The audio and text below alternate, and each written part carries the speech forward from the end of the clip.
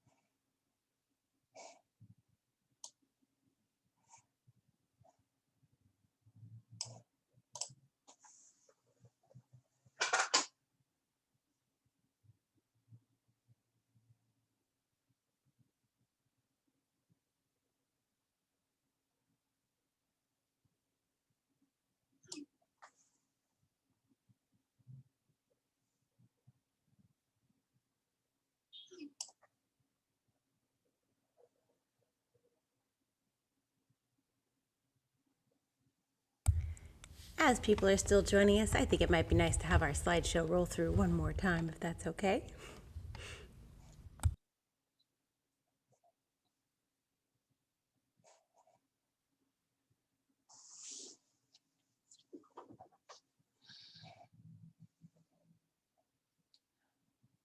Well, we have 22 people who have joined us. That was a pretty exciting event there, that virtual hour at the marsh there.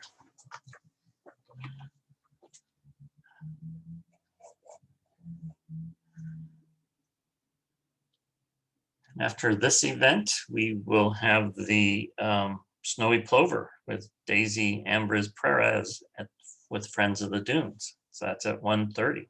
So 2-hour break to go for lunch, grab something to eat and come on back. Or maybe go chase that solitary sandpiper off of Dolly Varden Road. Rob is there now.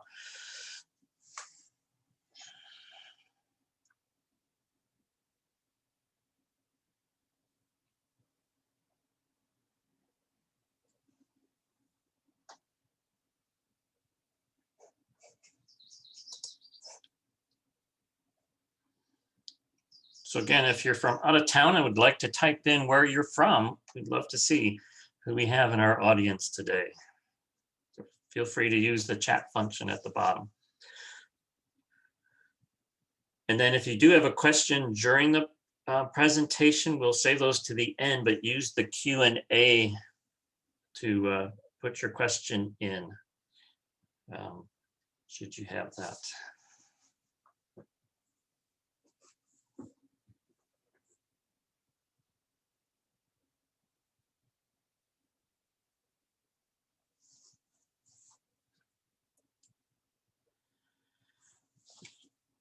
Nice to see Wendy from Washington. Well, not exactly see you, but Spencer from Brentwood, returning HSU student, and Chris from Tucson, and Ron and Mike from Livermore. Got Maureen back from Oakland.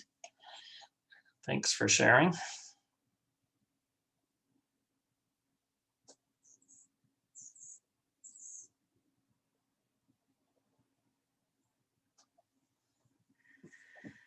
Okay, don't forget to order your Gone with Day merchandise. That's a new feature this year. And remember that all these sessions have been recorded and will be posted to YouTube. I'll be working on that this afternoon. So, well, Shoshona, are we ready to begin? It's 10 o'clock. And we just finished that slideshow. All right. So I would like to introduce David Juliano, who grew up in San Francisco and moved to Humboldt after high school to attend HSU. So another person who has gotten stuck here on the North Coast. He received his BS in wildlife in 1995. His so-so vision and sharp hearing led him to being an ear birder. Now an agriculture biologist, David previously worked for 10 years as a field biologist, primarily with spotted owls, marbled murrelets, and woodpeckers. Welcome, Dave. Good morning, everyone. Good morning. So, so I've been teaching the in-person class for Birding by Ear at Godwit Days since 2003 through 2019. So last year there was nothing. This year we're doing it virtually. So without a field trip, it's going to be a little bit strange. So bear with me. I'm going to do kind of a little bit shortened version of my normal classroom presentation. And then we will kind of go over any other bird songs or questions that people have. I also loaded up my advanced birding by ear classes so we can kind of go over. I have sparrow, warbler, and some other groups. So we can touch on those if people are interested. So again, the first part of it is just going to be kind of my standard PowerPoint presentation that I use in the class. And then, and in lieu, instead of having the field trip, we'll kind of go where people want in terms of what groups to listen to, or other individuals, or any questions that people have. So feel free to post any questions in chat. I'll leave the chat up. May or may not be able to get to them immediately, but I will give it my best shot. Any questions from anyone before we begin? Hopefully everybody's got good computer audio so that they can hear all the calls. So, okay, let me bring up.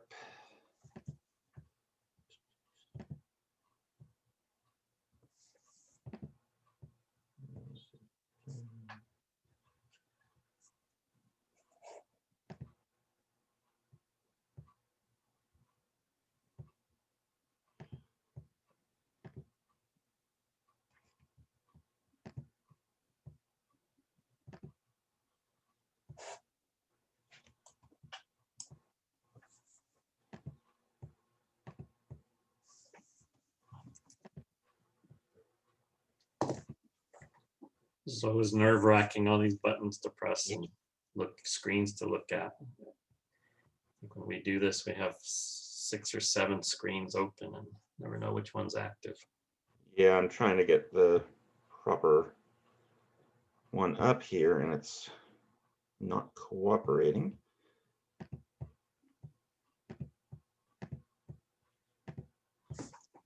Window you selected is invalid. Why is it doing that? Sometimes you can go out of that little chat or that share window and just like cancel, then go back to it, and then it will show you the current windows you have available.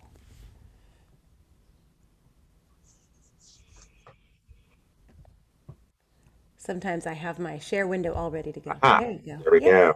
There we go. That did the trick. Okay, so we'll go ahead and get started.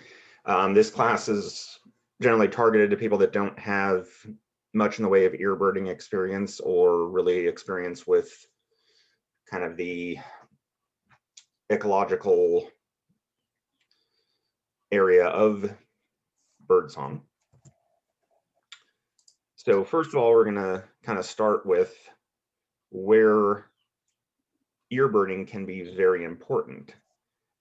In that case, crow and raven, very easily told apart in the field visually if they're sitting right near you and you've got good binos and the weather's good and there's not anything interfering, and et cetera, et cetera, et cetera.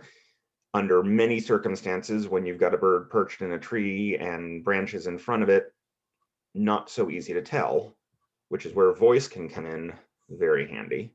So first we have American crow.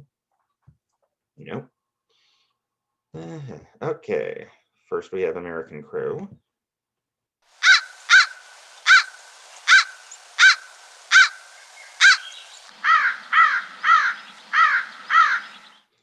Is the audio coming through just fine? Yes, it is. Okay, so American crow is the basic caw, caw, caw, fairly high pitched, some variation, but not, as you'll see, not as much as with the raven. But the caw, caw, caw is just kind of the generic crow sound that's most often heard. Ravens have considerably more variation in their calls.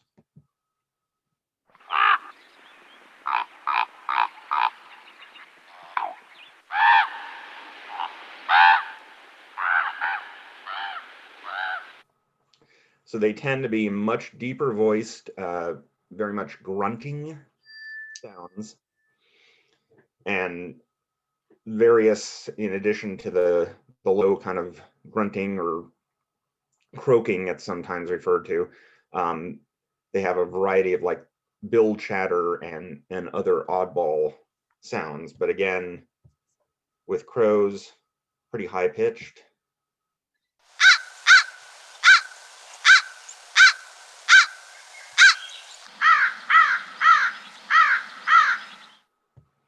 And with ravens, much deeper.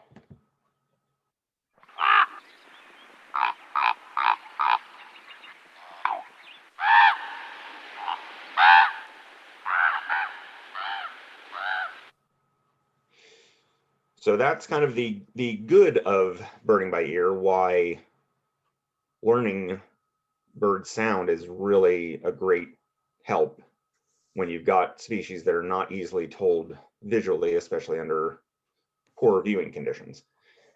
However, the limits of birding by ear.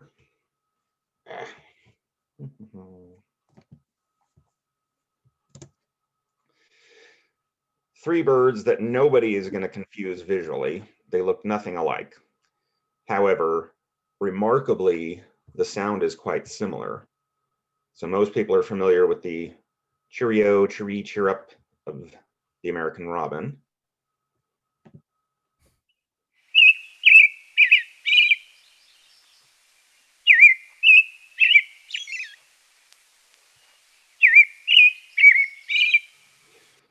Western tanager is an American robin that's been a pack-a-day smoker for 20 years.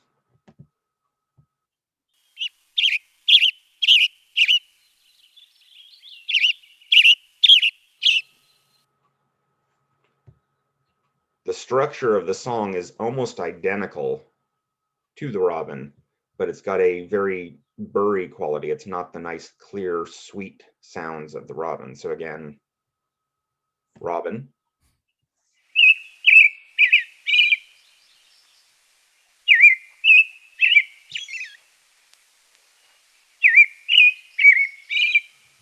And tanager.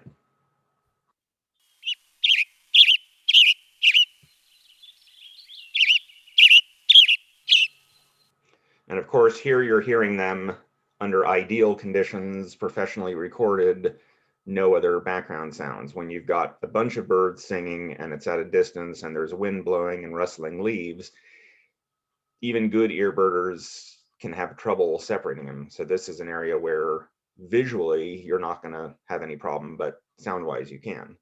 Then the third species, black-headed grosbeak, is a robin that has undergone professional singing lessons.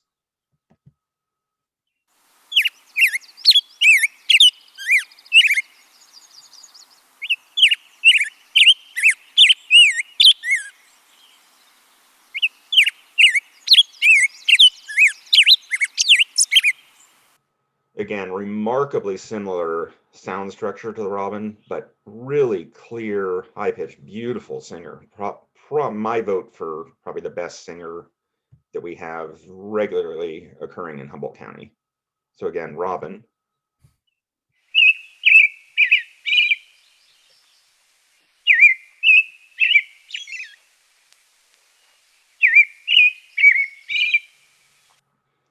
And grosbeak.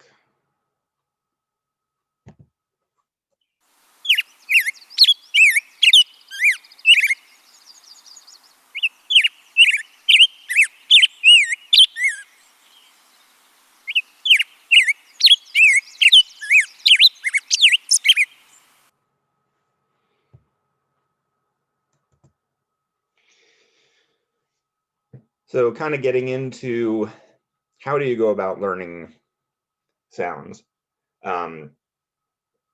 It's not as intuitive for people to learn sound as it is visuals. Humans tend to be more visually oriented than sound oriented. Also, field guides are easy to very quickly flip through, look at pages of comparisons, figure out the birds that way, whereas audio guides, even current phone apps that are much easier and faster to search, you're not able to hear side by side. So it's not as intuitive of a process. Is, however, something where you already, without realizing, do this on a regular basis. You're listening to the radio and you hear just the very beginning of a song that you instantly recognize, or you hear a new song that you're not familiar with from a band that you're familiar with, and you recognize the style.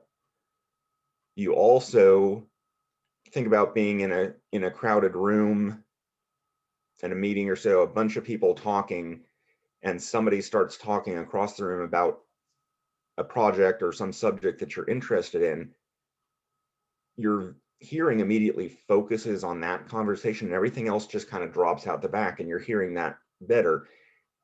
So you're able to do this. It's a matter of basically training yourself to do it on command. So going out in the field and really going out, especially during a dawn chorus with a bunch of birds singing, and just concentrating on one song, really just listening to the one and just kind of training your ears to ignore everything else and focus on the one song and work to identify it that way.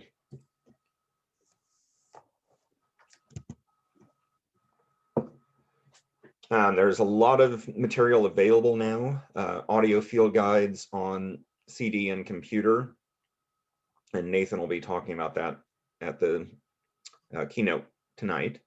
And also phone apps. When I started birding as a HSU wildlife student, kind of birding in earnest, there were a few birding by ear guides that were available that were on compact disc. Not the most field friendly, not very easy to switch to flip through. You had to have your little portable Sony Discman and such. Nowadays, I have a phone app that covers, I think it's 925 species in North America, with pictures, drawings, range maps, description, and multiple sound recordings. And all I have to do is start typing in the name, brings up a list with that name, click on the bird I need. Much more efficient. Still not as great as flipping through a field guide, but it's a huge improvement. And if you're really interested in birding by ear, I recommend that you do get one of the apps. There are some kind of stripped down freebies.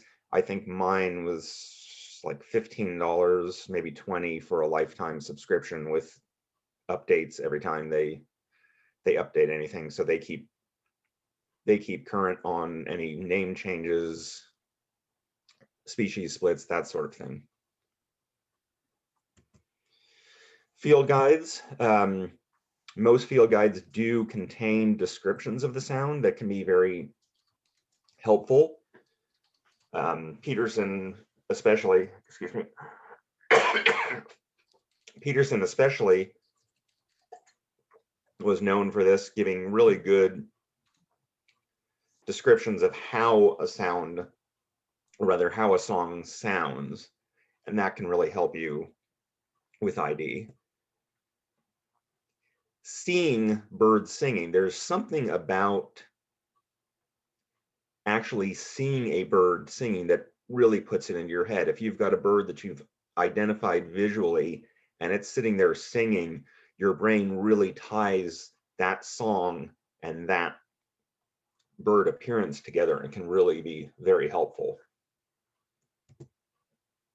And finally, mnemonic devices. Any type of memory device, whether it's what a bird sounds like it's saying, anything that works in that realm is very helpful. And we'll go into a few of those.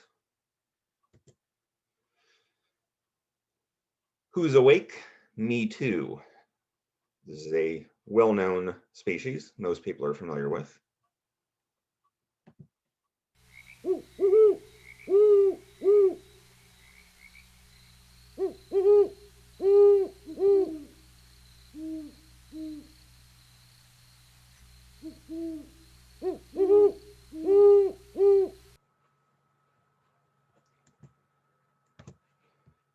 So that is, of course, the great horned owl, who, is awake when most people are not, but it is asking who else is awake. And once you've learned that, it's just such, when you hear them, it really does seem like that's what they're saying. Another common breeding species, neotropical migrant.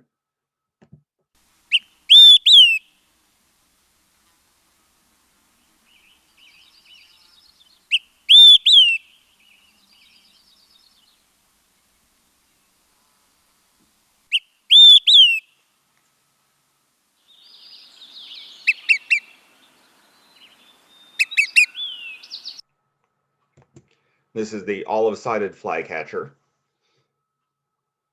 At the end, you heard a little 3 pip, pip, pip sound. That is the call as opposed to the quick free beer song. And we'll get into the call versus song in a little bit.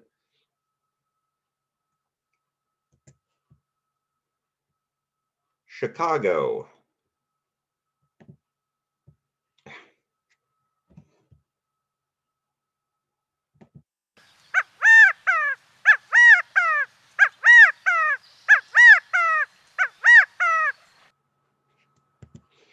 And that is the California quail. Pretty common in our area.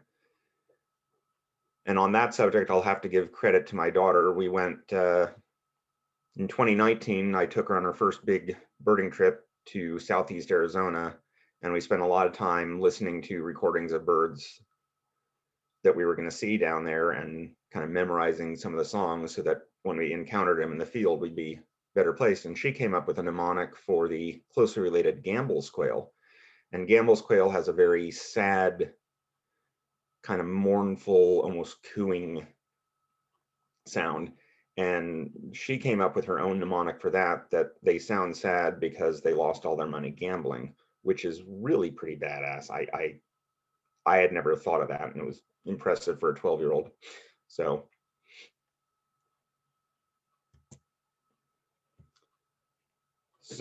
now we're going to get into kind of the ecological aspects. So why do birds sing in the first place?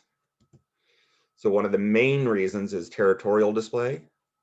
Birds will oftentimes sing from the edge of a defended territory to let rivals know this is their area and to stay out. So this is why you get a lot more singing at the start of breeding season than you do for much of the rest of the year. And also related to that, courtship display. Most singing, as opposed to calls, most singing is done by males. There are some notable exceptions, especially northern cardinal, where both sexes sing on a regular basis. But mostly male courtship is spring singing. Getting away from the song and into more calls, alarm calls, flocking birds and family groups will oftentimes give alarm calls in response to a predator or perceived predator, whether that is a nearby hawk or a birder that is walking up on where they may be nesting.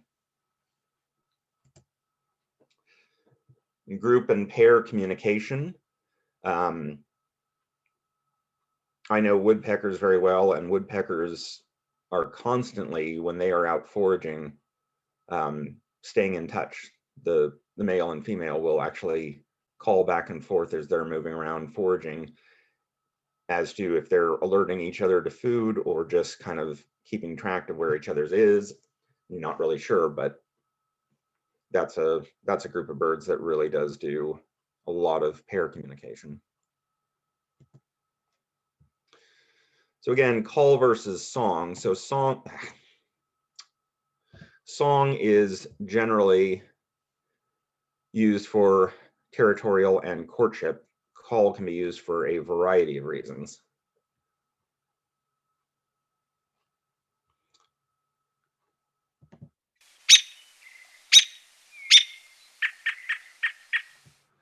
So robins have a number of calls, kind of the Chuck call and whinny and other. So these are more communicative in nature, potentially some alarm focus, versus the song.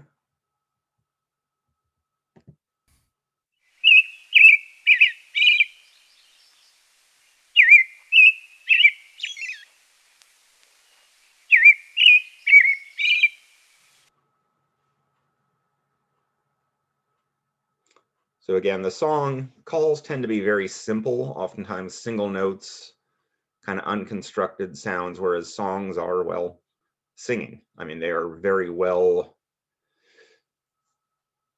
planned songs, multiple notes, different pitches, periodicity, going on a very set notion. One thing that we notice about bird song, by we I mean birders, but even non-birders often notice birds have kind of unique tonal qualities as opposed to mammals. I mean, there are certainly mammals and insects and other sounds in nature that are somewhat musical, but not to the level that birds are. So on the left is a structure of the syrinx or song box of a bird compared on the right to the larynx or voice box that we have.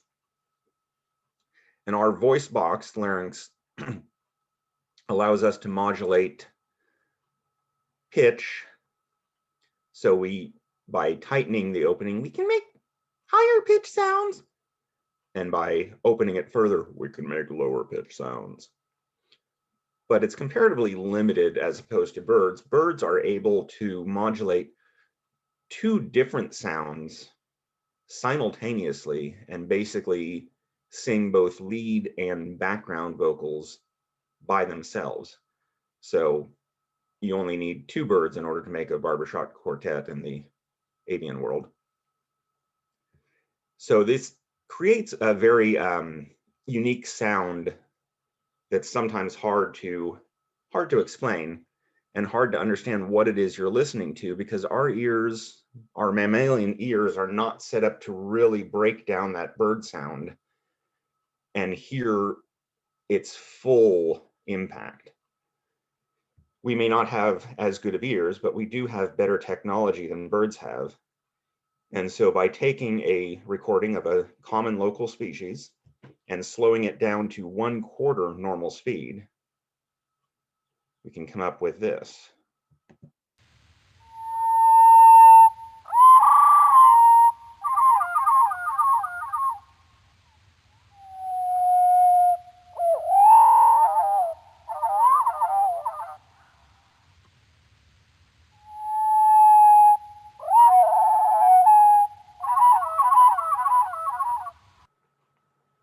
So again, this is just it's a common species most local birders would be familiar with, unaltered except for being slowed down to 1/4 speed. So we'll listen again and you can really hear that lead and background and kind of self-duetting that the bird is doing.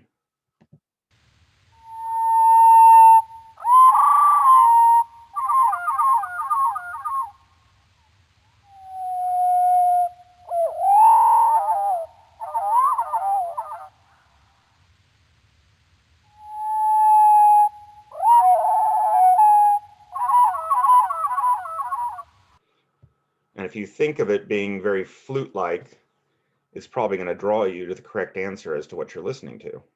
Same recording at regular speed. Let's try that again. Same recording, regular speed.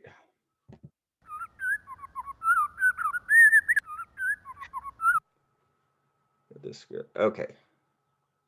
Now for real. Same recording, regular speed. Oh, technology. Don't you love it?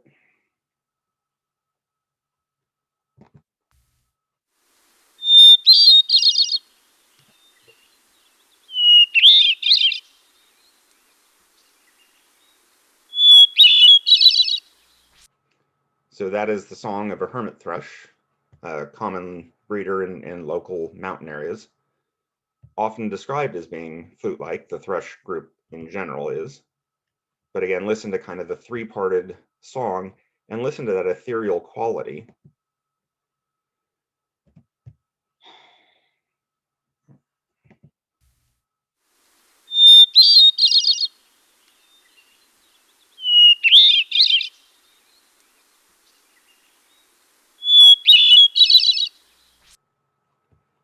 As compared to the slowed down.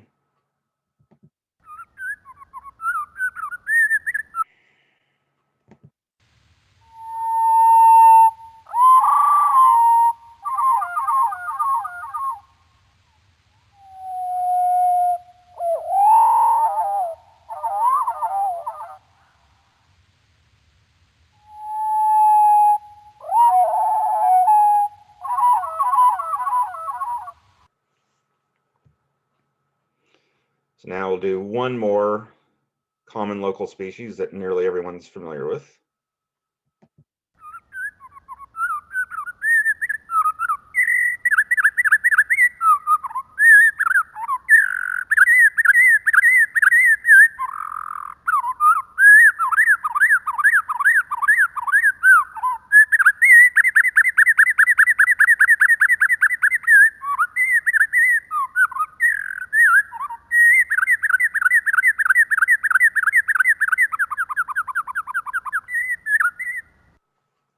So again, if you're a bird, this is what your brain is basically interpreting.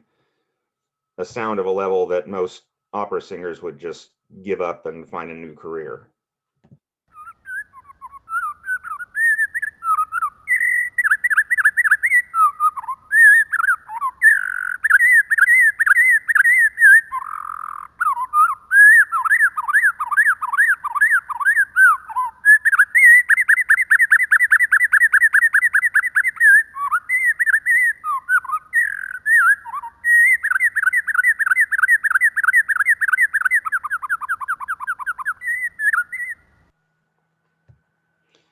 But played at normal speed, while it's a beautiful song, it's certainly not as impressive what's really going on.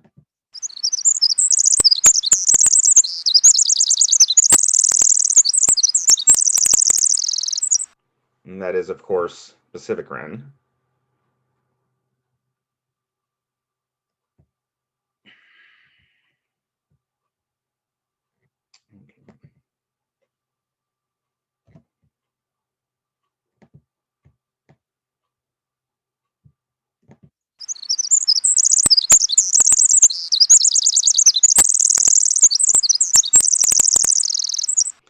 So it really gives you an appreciation of just how complex birdsong can be.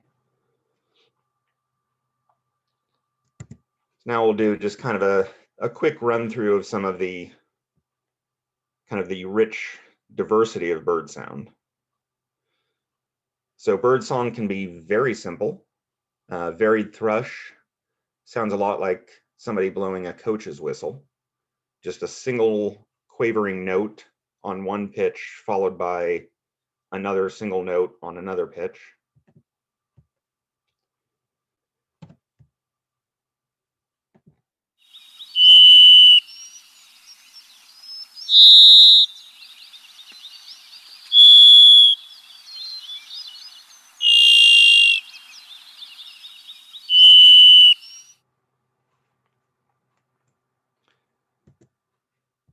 Birdsong can also be very complicated. This is a Central American species.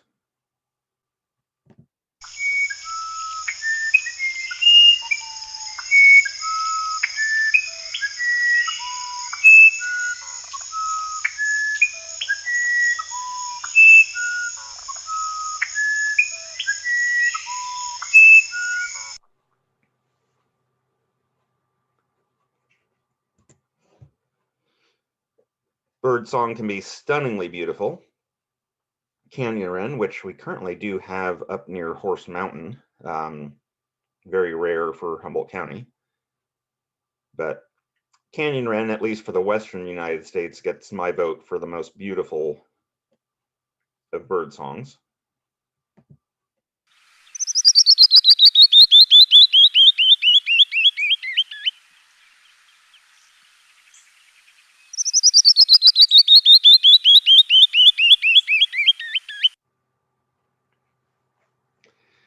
If you've ever been in kind of a steep walled canyon where one of these is singing and it's reverberating off the canyon walls, I mean, it's astounding and incredibly loud. These guys are probably roughly the size of a Buick's wren and just shockingly loud.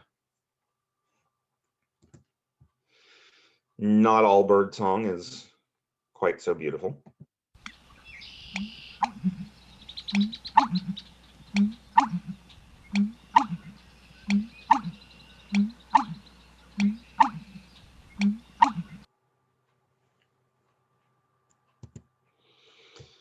Some bird song, you really wonder just how it ever got to this stage.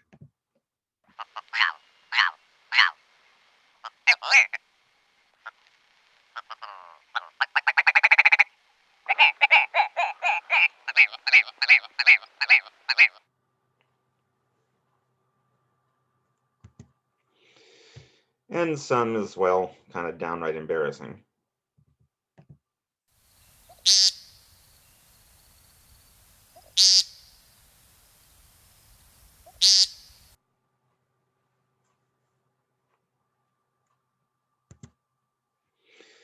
In addition to actual vocal sounds, there are a lot of non-vocal sounds that birds do.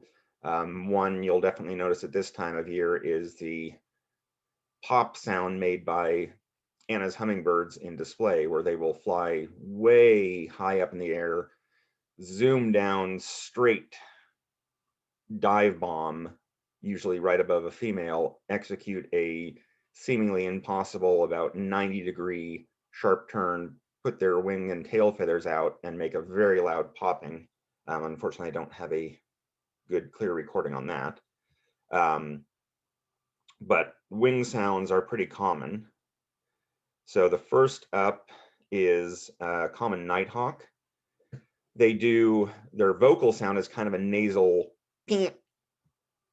but as they dive and put their wings out, they create this very loud booming sound. So you'll hear the vocal first and then the wing sound.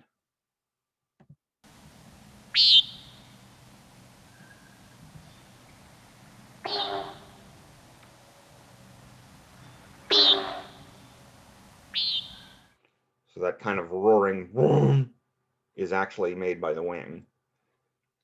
Wilson snipe is also known for winnowing, as it's called.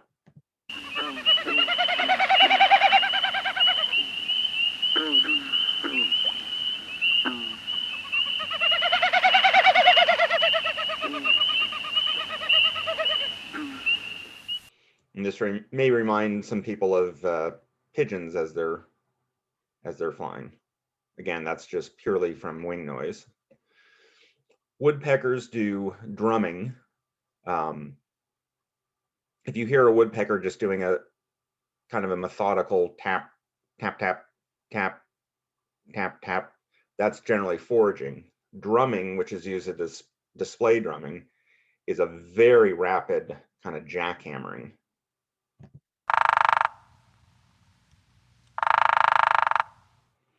So when you hear them doing that, that's actually a display.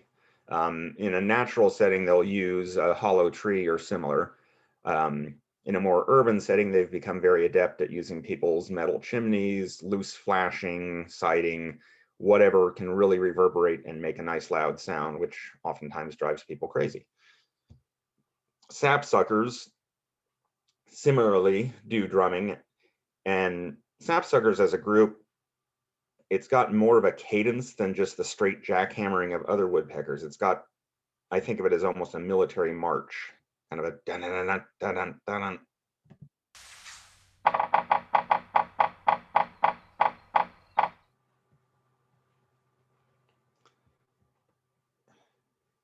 And finally, log drying. This is ruffed grouse. Ruffed grouse will get up on a hollow log and think about it as a hollow body guitar with the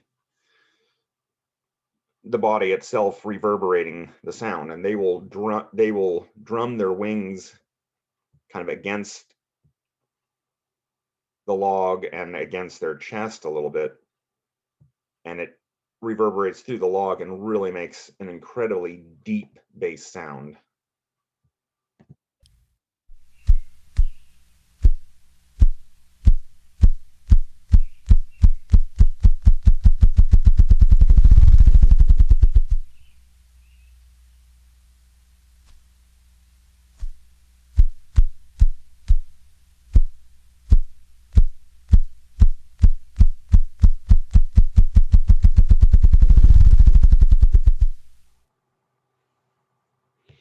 Quite impressive if you've ever experienced that in nature. Okay, so before, let me get out of this.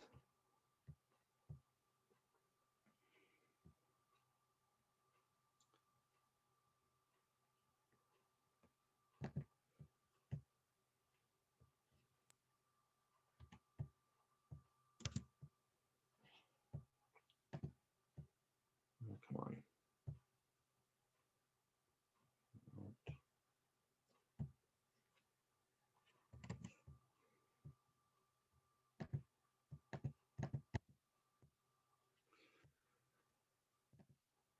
There we go.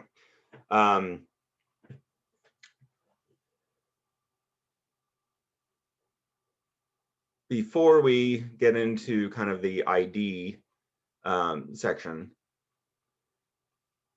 we'll take a short break, allow people grab a drink or bathroom break or so. It is 10:38. Why don't we say 10:45? We'll reconvene and I will go through some of the questions that have been posted and try to answer those before we go on. So we'll reconvene 10:45. Or no, I'm sorry, yeah, 10:45. So yeah, a lot of people are asking about birding app. So the app, I have an Android. So what I use is iBird Pro. Yeah, so looking at it now, it's actually 962 species now on the app. They keep adding anything that has ever been detected in North America.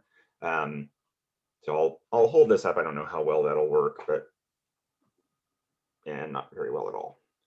There. So it starts off with an alphabetical list, and if I were to pick, we'll just say Robin. So it brings up a main screen. You can actually switch to field marks, so it shows various identification keys. Range map broken down. Actually enlarge that.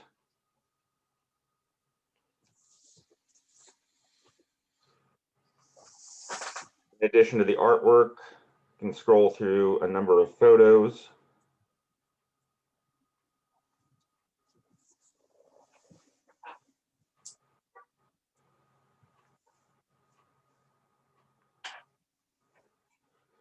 Some basic identification.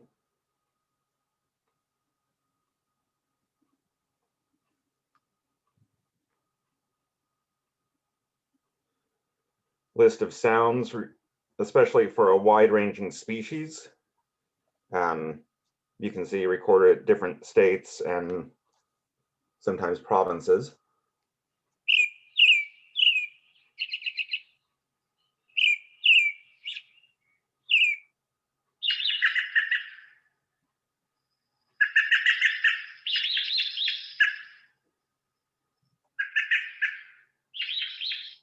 So that Florida one, definitely a little bit different. And then one of the nice features is the similar species page. So this gets to more of what a field guide will sometimes show. So that's a really good app. I don't know if that's available on iPhone, but it is an Android app. It is, David. I think it was 15 when I got it several years ago.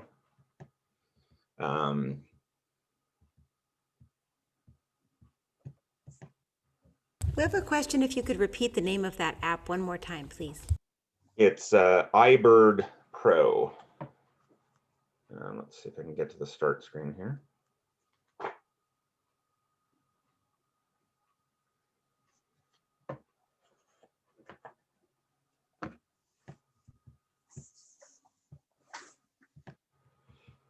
Let's see. Questions about using or not.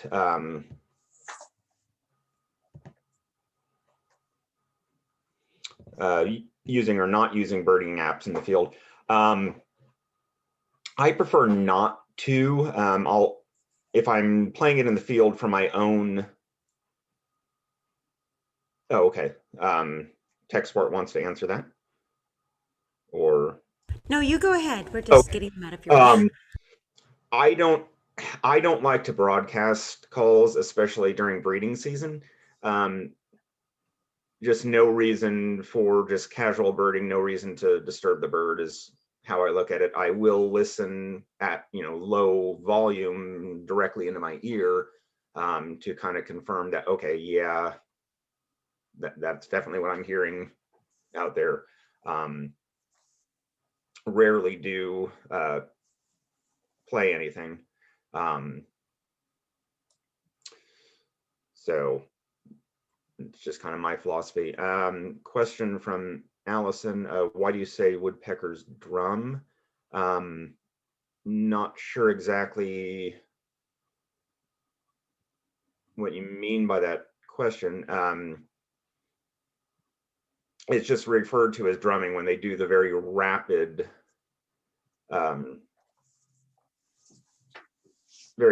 pecking on generally a reverberating surface. It's just referred to as drumming or display drumming.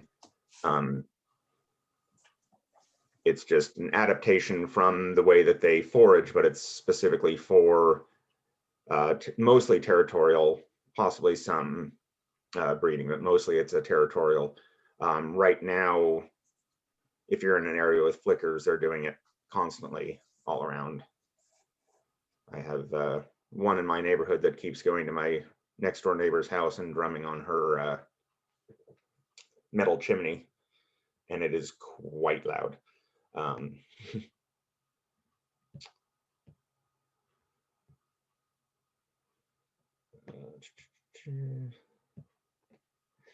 Has there been much progress in apps that can ID recorded sound? That is a question that probably is better left for Nathan at the keynote tonight. I haven't used what exists now. I've kind of heard mixed things on it, that if you've got it up close and you're getting really good pickup with your phone, that it can do a pretty good job. But Nathan's definitely a better person to ask that of, in terms of that's really his realm of expertise is the technology and recordings and such. Let's see if there's any other.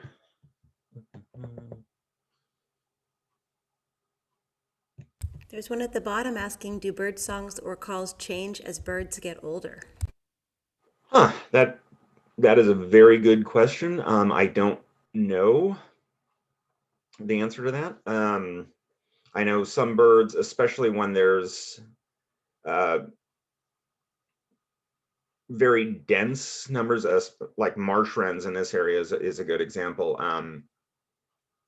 They will adapt their song. You don't want to be sounding exactly like your neighbor.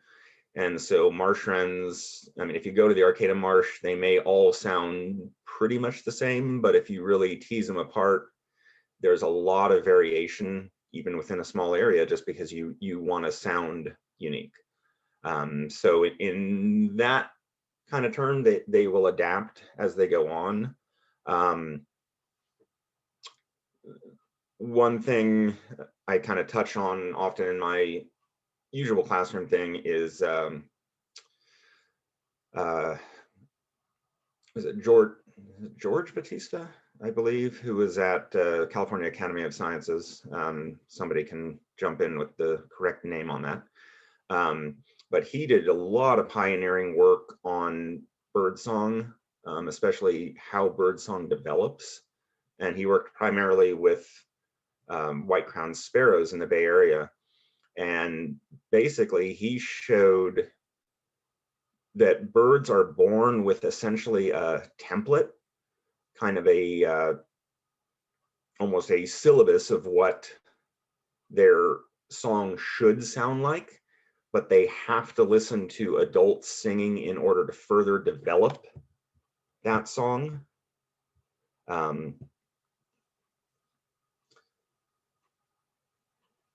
And he did such things as there's a lot of regional variation, dialects in white-crowned sparrows, and he took eggs from nests in, I believe it was San Jose, and swapped them with eggs in nests in Berkeley and vice versa. And the eggs laid in San Jose but hatched and raised in Berkeley sang the Berkeley dialect, and vice versa. The birds from Berkeley and grew up singing the San Jose dialect. When he raised them under laboratory conditions in an incubator and did not play them any adult singing, they all sounded the same, very rudimentary song. So he was able to show that, yes, birds are born with some idea of what they sound like, but not enough to really be effective. They need to listen to the adults. And he could basically play any adult song from anywhere in the country and make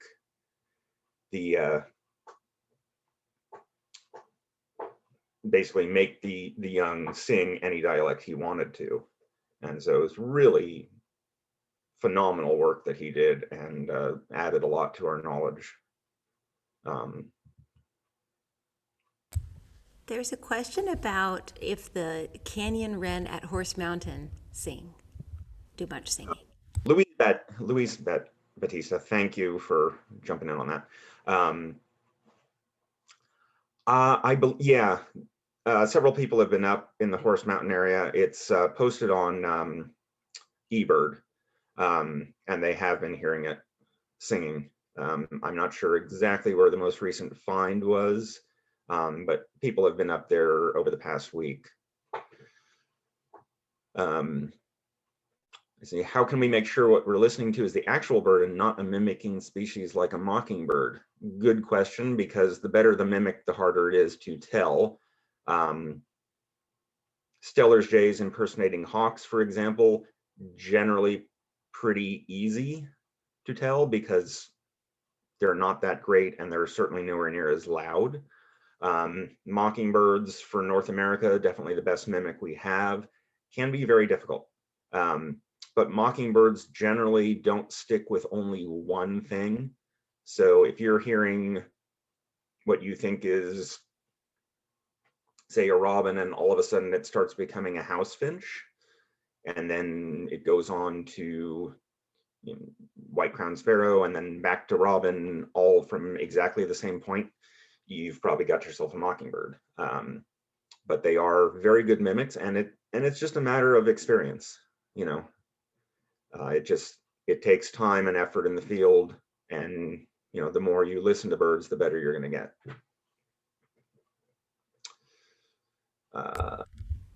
There's also a request for you to please name a few more species where both sexes sing beside NOCA.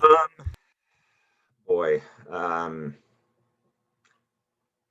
I not all that familiar with other species. Cardinal is pretty famous for that. As far as West goes, I don't really know. a lot of the non-songbirds, especially woodpeckers, male and female, make essentially the same calls. I worked with woodpeckers for a number of years and was able, after a while, was able most of the time to tell if I was hearing a male or a female just based on the tonality. But it's essentially the same sound, but that's not, not song as such. So I'm afraid I can't really answer that question. I'm just not familiar enough with that. And then a question, would a bird raised to imitate different songs attract a different species, or is there a certain tone that birds can't end up mimicking? Um, interesting question. Again, what Luis Batista showed was that birds, they have a template of their species songs, and I don't know if he ever attempted to take, closely related, say, white-crowned and golden-crowned sparrows and try to get them to sing each other's songs. Something I do have familiarity with. I just noticed in chat, Bullock's oriole females sing, and same for wren tit. So thank you, Maureen, two Western species there. There's also a question about, in the absence of a diaphragm, how do birds generate such impressive volume in their songs? The whole bird respiratory system is really weird, and I don't have a bird anatomy book handy, but the lungs and the air sacs and just the kind of continuous flow of air that birds are capable of doing definitely contributes to it. Yeah, the avian respiratory system explains a lot, especially in terms of migration, just how they're able to fly nonstop.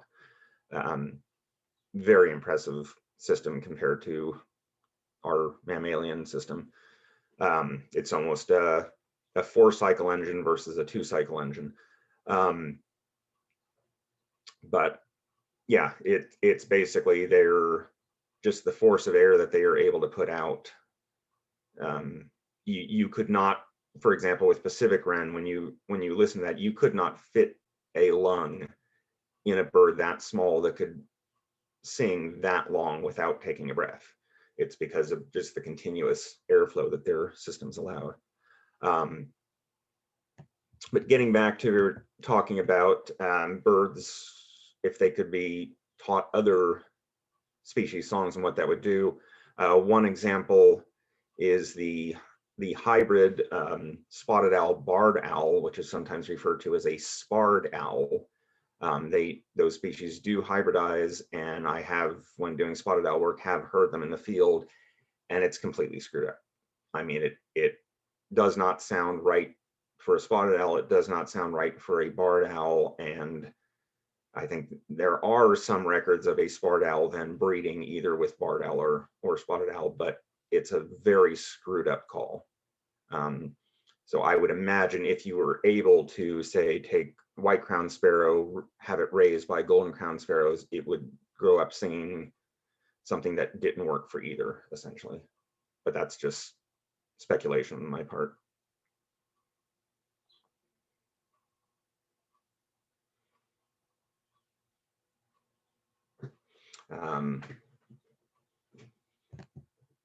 Okay, where are we here? A little after 11. So let me run through some of the birds that are common in our area, which normally is what would be what we'd expect to see in the field trip portion of the class, but obviously that's not happening. So go back to screen share here.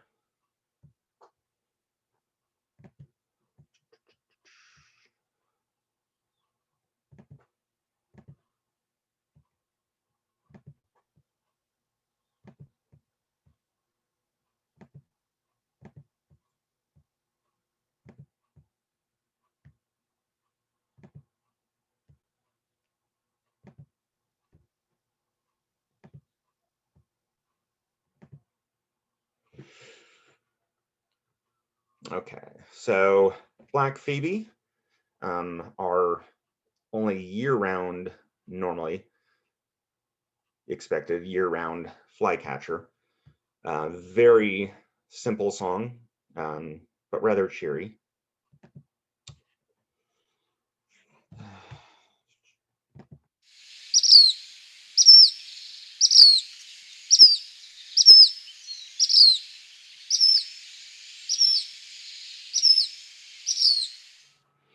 So yeah, the two-parted.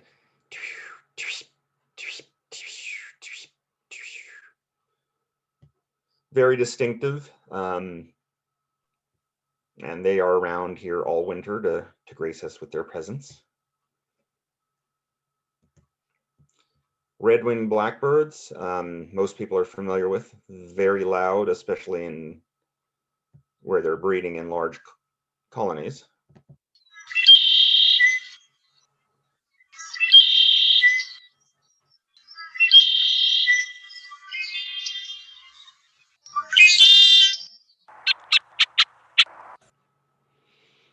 And that chucking call, you'll hear both males and females doing that. The males are, right now is a good time to go out to a marshy area and really hear them going at it.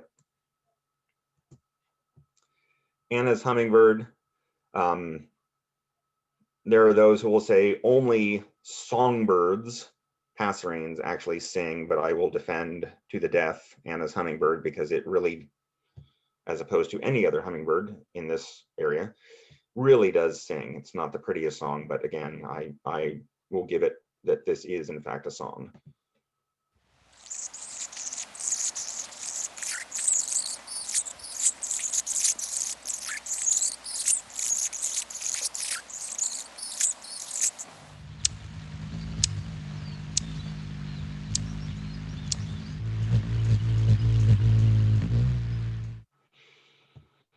If you listen really well to the wing buzz before we go to the, I think it's the next slide. Hold on.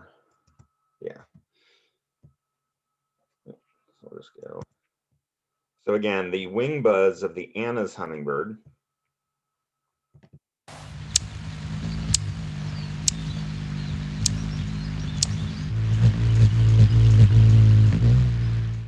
Very definite humming, very deep kind of humming.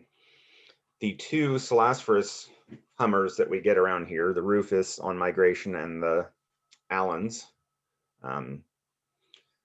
breeding, have a very metallic sounding wing.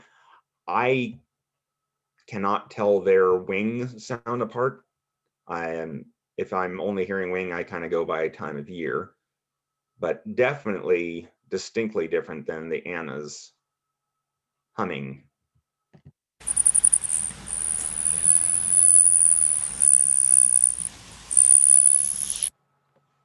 Really different wing sound.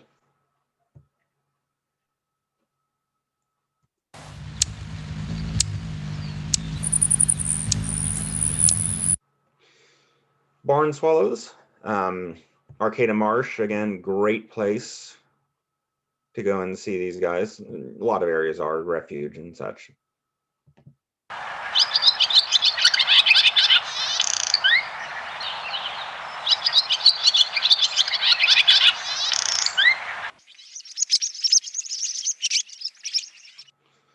So you have both the kind of the singing of a single bird and then the flocking calls.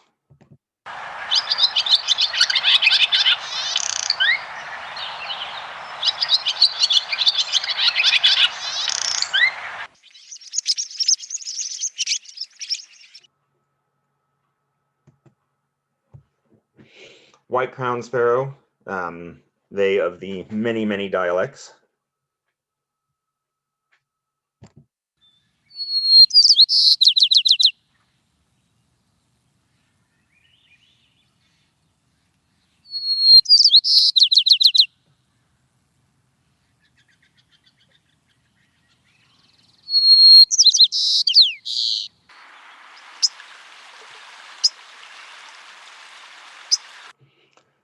So the song followed by the little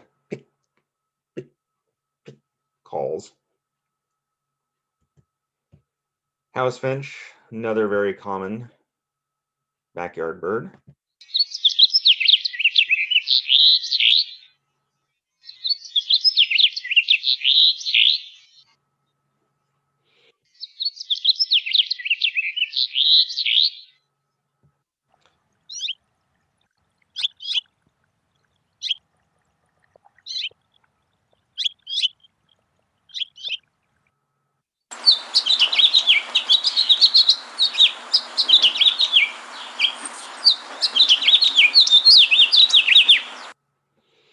Very chattery, oftentimes a little harsh upslur at the end, and then kind of the sweet cheep, cheep, cheep. Flicker.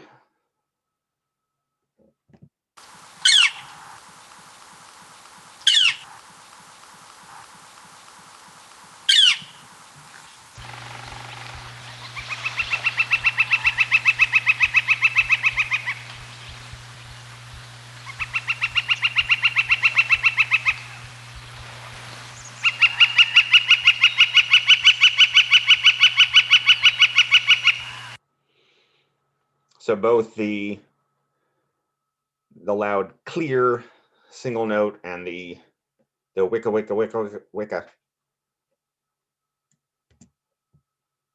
Song sparrow, another one that very wide ranging, a lot of dialects, a lot of field guides put this species as the mnemonic being maids, maids, maids, put on your tea kettle, ettle, ettle.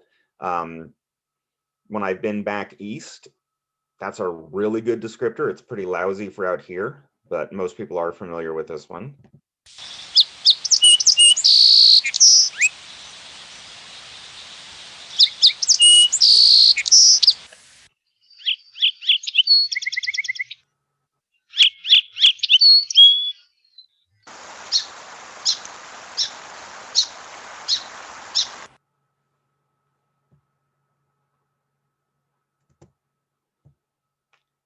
Can I just say how much I love this picture?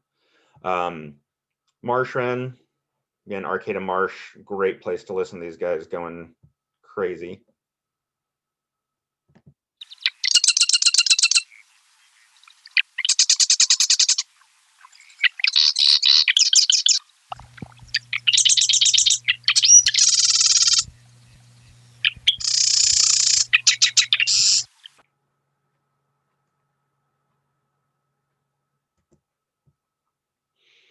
Stellar's jay, most people are familiar with, and a lot of people don't like its vocalizations because they're loud and incessant and oftentimes early in the morning.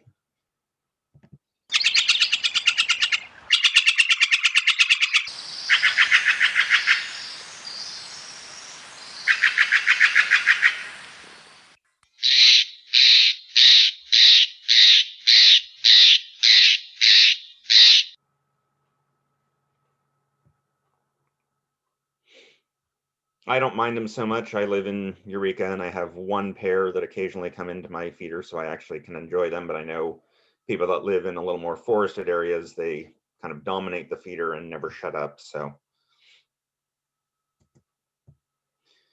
chestnut-back chickadee, just about the cutest little thing out there.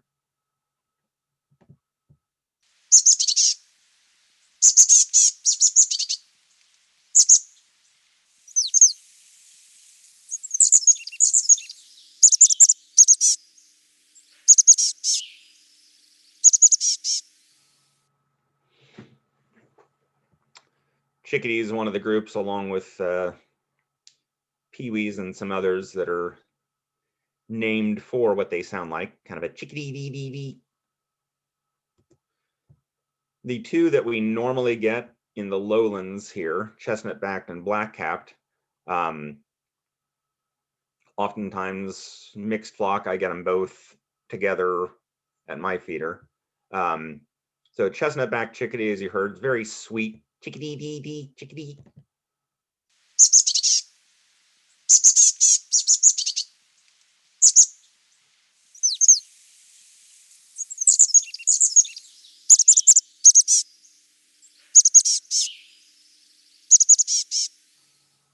Black-capped chickadee is a much more nasally chicken.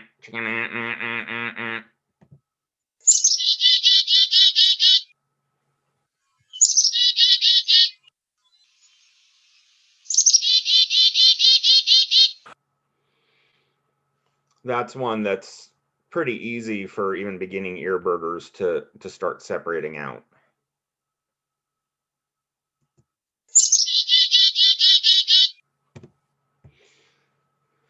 Pacific slope flycatcher, they've recently begun pouring into the area. Really one of the most, I've heard, the most populous neotropical migrant in this area. Definitely very common bird.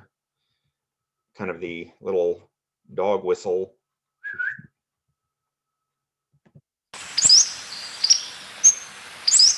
Sorry, this starts with the song that's normally heard pretty much dawn, not much past early morning hours, and then it'll get into the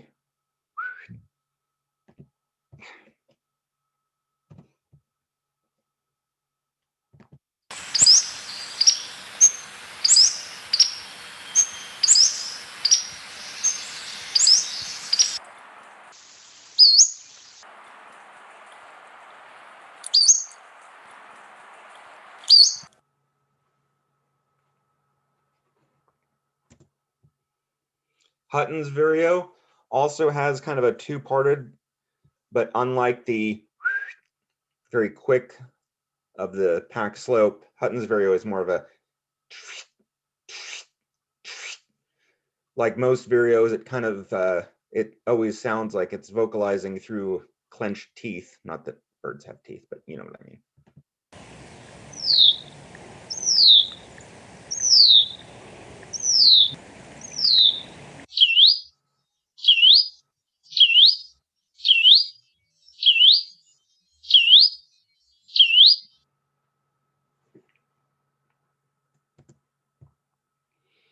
Pacific wren, really impressive for such a tiny little bit of bird to have such a song.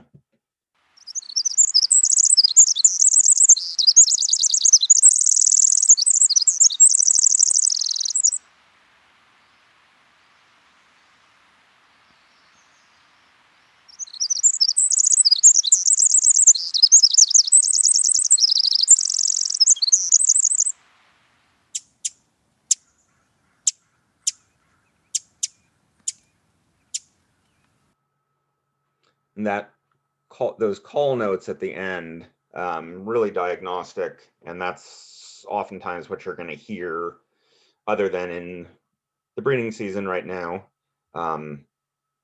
You'll hear that year-round in the local forests. Brown creeper, one of two really high-pitched, oftentimes upper canopy species.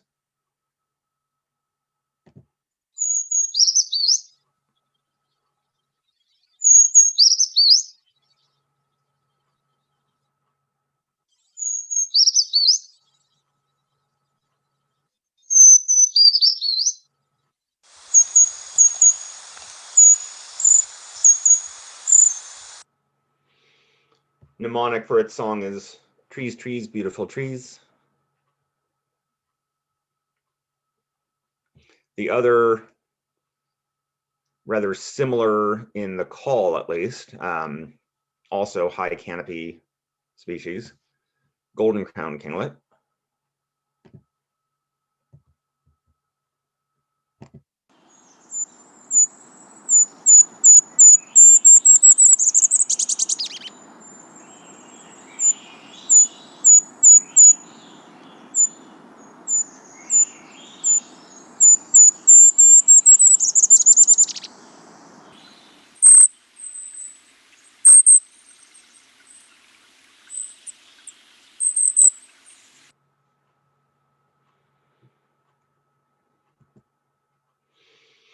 Red-breasted nuthatch definitely challenges the chestnut-backed chickadee for sheer cuteness.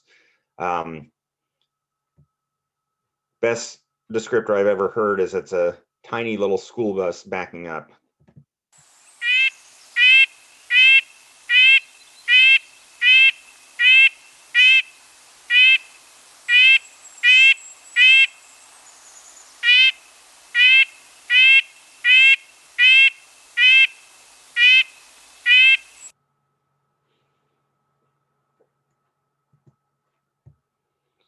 Orange crowned warbler, we do get in winter, mostly more easterly Canadian breeding population that does winter on the coast, but we get our own breeding population in winter. Long trill that kind of runs out of steam at the end.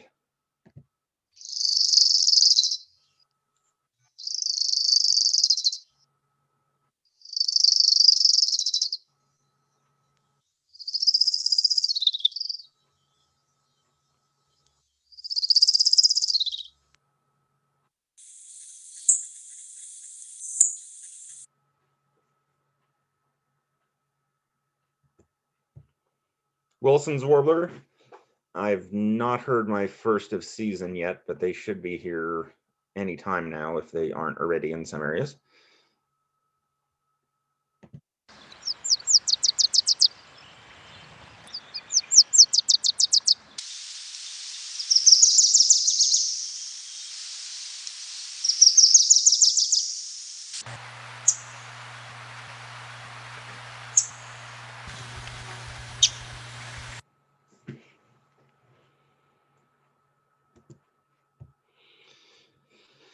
Pine siskin, really good pine siskin winter.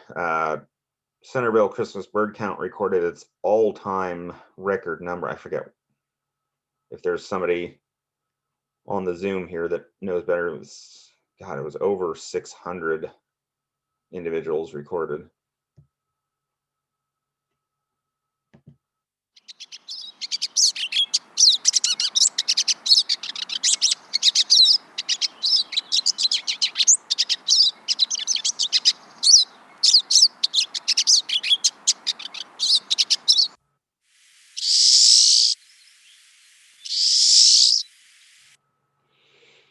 So a very chattery finch song followed by the kind of upslurring call. So that's it for what I've got on my presentation. Looks like we've got about another 10 minutes, and I'll get to some of the questions that have popped up. So get out of screen share here.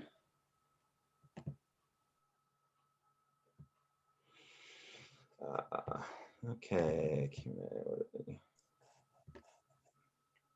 Would you like me to read some to you, or would you like to find them?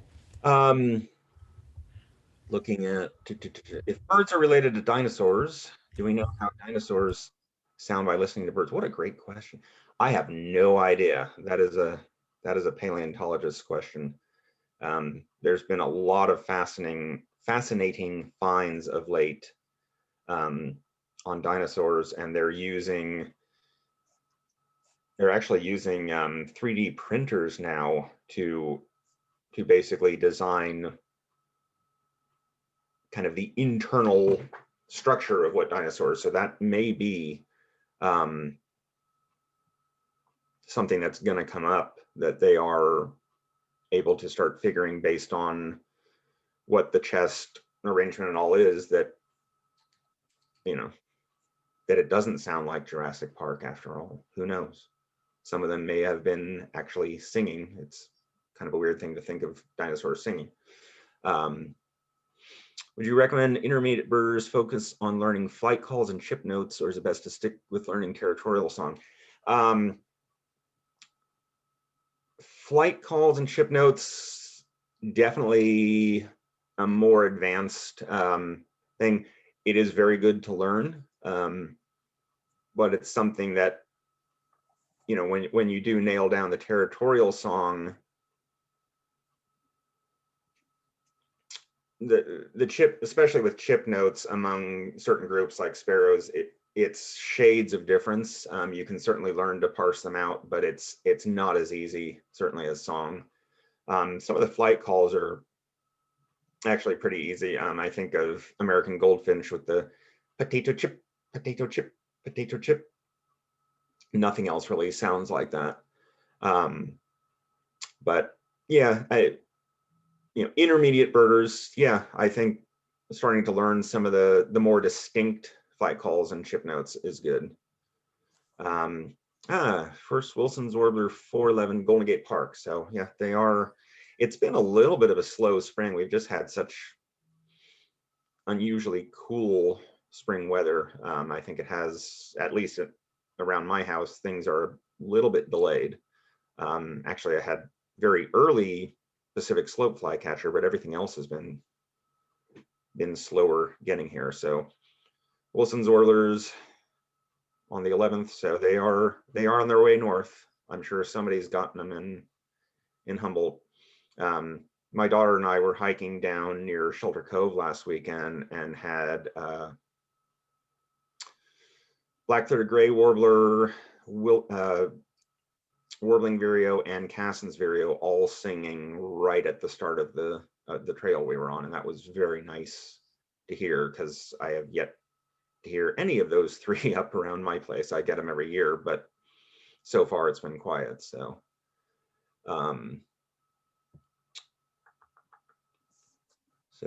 any other questions?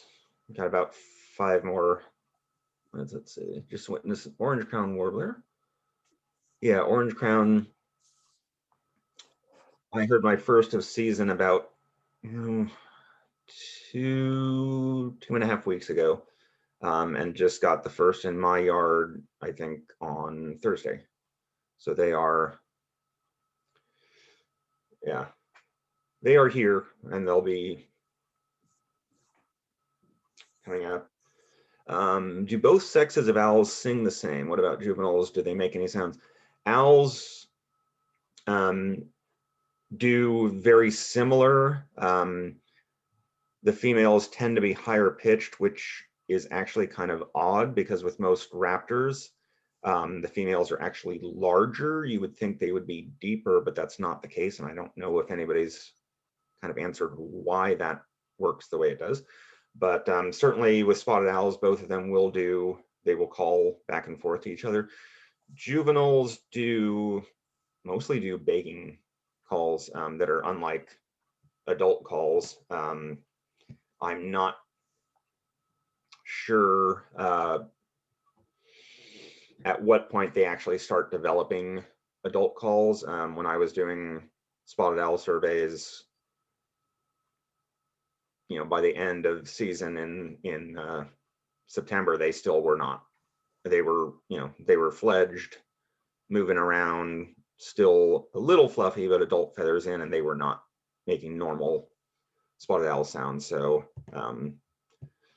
maybe one of the, if there's anybody from any of the timber companies that has more experience with spotted owls in off survey season, might know better than I would. Jeff had Wilson's Warbler April 15th. Awesome. Yeah, this is about when they should be getting here, so hopefully I'll get my yard before too long. Definitely one that I enjoy hearing and seeing.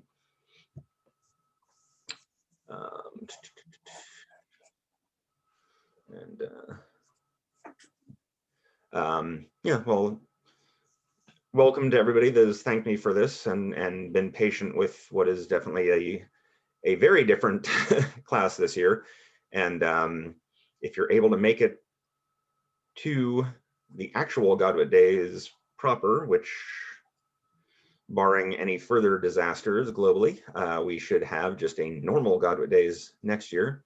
Would love to see you in person in the class and actually be able to go out in the field and point things out live as they're happening. So any other question? Oh, sorry. Any other questions? Well, thank you very much, David. This has been great. I remember taking your live course several years ago, and I was overwhelmed. And now it's comfortable hearing them Yeah. as adding to it. So It takes a while. Yeah. When you start earbirding, it's like, oh my God, how can you ever get through this, especially in a dawn chorus? You learn to do it. yes, Yeah, it's just getting out there, not feeling overwhelmed, just getting out and listening, and after a while, your ears and your brain kind of adapt to it. So and I remember you saying, learn the ones that are around you, so then you'll recognize the ones you don't know.